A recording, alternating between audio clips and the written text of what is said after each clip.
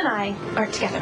Neither are you and Elizabeth, and her baby wasn't any more planned than mine. I think we should let Elizabeth weigh in. Elizabeth. What now, Maxie? Well, Lucky wants to give up one of his kids for adoption, and I think you should tell me why it shouldn't be yours. I have no idea what I walked into, and frankly, I don't care, but I have no intention of giving up my baby for adoption.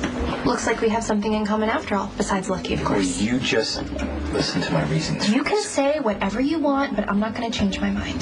Maxie, you don't even have a job. You're entirely dependent on Mac. You weren't planning a pregnancy, and you have no experience with children. And honestly, the only interest you've shown in this baby is using it to get me back. God, you're arrogant, even while you're sitting there trying to get me to pawn off our baby on total strangers. I'm only suggesting adoption because it's the baby's best chance at a happy, well-adjusted life. Lucky, you don't know what you're saying. I think adoption is a decision you should make lightly. Maxie's I'm not concerned with Maxie, okay? I'm worried about what you would have to live with. It might be harder than you think.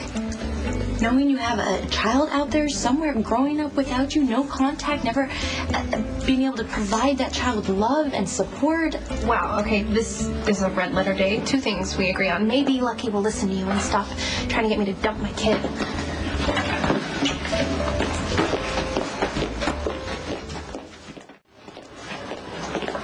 Okay, why'd you call me back here? If you think I'm going to change my mind, you're... Hey, I want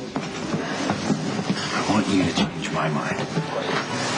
I want you to make me believe that you and I can give our baby a good life. Kids need love and attention. They need to know that they matter. I want to give that to our baby, but I can't do it alone.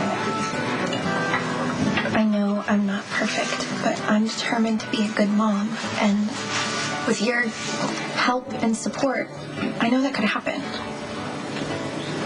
I want you to understand that we're not a couple, and we won't be. I'm committed to Elizabeth because I love her, but I'm promising that I will be more involved starting with your next appointment. I want to be there.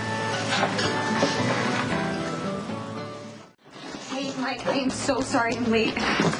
No problem, no problem, no rush. Look, why don't you just relax for a couple of minutes before you start your shift?